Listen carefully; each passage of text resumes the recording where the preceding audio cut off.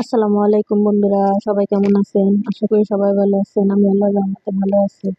তো আজকে সৌদি আরবের আমার প্রথম সবজি রান্না। তো প্রথম সবজি রান্নার প্রথম দিন আমি লাউ রান্না করলাম।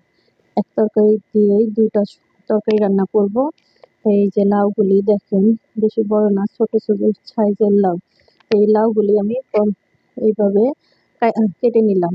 লাউগুলি খোসাটা একটু মোটা করে কাটছি যাতে আমি এই খোসা দিয়ে ভাজি করতে পারি। আর এখানে এই যে লাউগুলি আমি কেটে কেটে নিচ্ছি। লাউগুলি কেটে ধুয়ে এখন আমি রান্না করতে চলে গেলাম। প্রথমে কড়াইয়ের মধ্যে বেশ খানিকটা পেঁয়াজ আর কাঁচামরিচ দিয়ে রান্না করছি। লাউটা রান্না করতে কিন্তু খুব বেশি মশলা লাগে না, অল্প মশলা দিয়ে লাউ রান্না করা হয়ে যায়। তো এই যে এখানে কাঁচামরিচ দিয়ে দিলাম। এখন পেঁয়াজ আর কাঁচামরিচ ভালো করে একটু ভেজে নেব। আর পেঁয়াজটা যখন একটু নরম হয়ে গেল তখন এর মধ্যে আমি দিয়ে দিলাম আদা রসুনের বাটা। আদা রসুনের বাটাটা দিয়া এখন আমি আবার একটু ভালো করে মশলাটা ভাজা ভাজা করে নেব। এখন এর ভিতরে মশলাটা যাতে না পুড়ে না যায় এই জন্য একটু দিয়ে দিলাম পানি। পানি দিয়ে আবার একটু নাড়াচাড়া করে এর মধ্যে আস্তে আস্তে দিয়ে দিলাম আমি পরিমাণ মতো হলুদ। হলুদটা দিয়ে এরপর একটু নাড়াচাড়া করে নেব। এরপর এর মধ্যে দিয়ে দিব আমার দেশ থেকে নিয়ে আসা ছোট চিংড়ি। আজকে এই ছোট চিংড়ি দিয়ে আমি কিন্তু এই লাউটা রান্না করব। ও, লবণ দেওয়ার কথা ভুলে গেছিলাম। এই যে পরিমাণ মতো লবণটাও দিয়ে দিলাম। এখন এর মধ্যে দিয়ে দিচ্ছি দেশ থেকে আনা ছোট ছোট চিংড়ি মাছ। চিংড়ি মাছ দিয়ে আজকে এই লাউটা রান্না করব।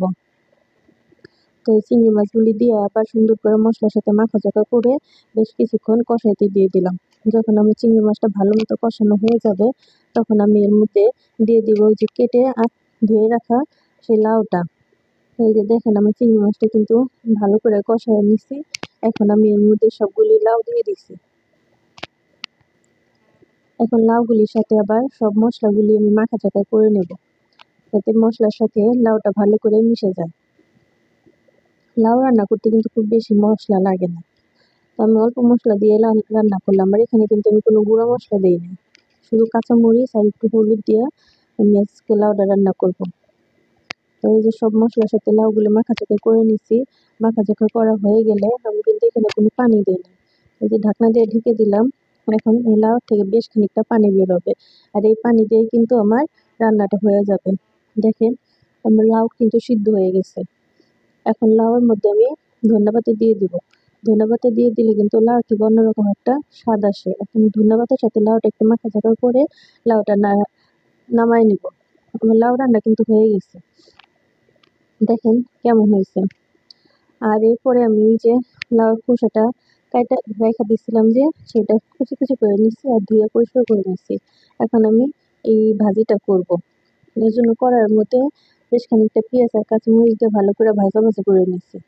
আর এখানকার পেঁয়াজটা সিদ্ধ হতে একটু সময় লাগে, এই জন্য পেঁয়াজটা একটু নরম হয়ে যাক। এরপরে এর মধ্যে আমি দিয়ে দিলাম কয়েকটা চিংড়ি মাছ। লাউ খোসার সাথে কয়েকটা চিংড়ি মাছ দিয়ে ভাজি করলে কিন্তু অন্যরকম একটা গ্রান আসে আর খাইতেও কিন্তু খুব ভালো লাগে। এখন আমার এই চিংড়ি মাছটা পেঁয়াজের সাথে ভাজা ভাজা হয়ে গেছে। এরপর ওই যে ভাজিটা এর মধ্যে ঢেলা দিলাম। এখন আবার সব পেঁয়াজ কাঁচামরিচের সাথে ভালো করে মাখাঝোকা করে নেব যাতে সবগুলির সাথে ভালো করে মশলা মিশানো হয়ে যায়।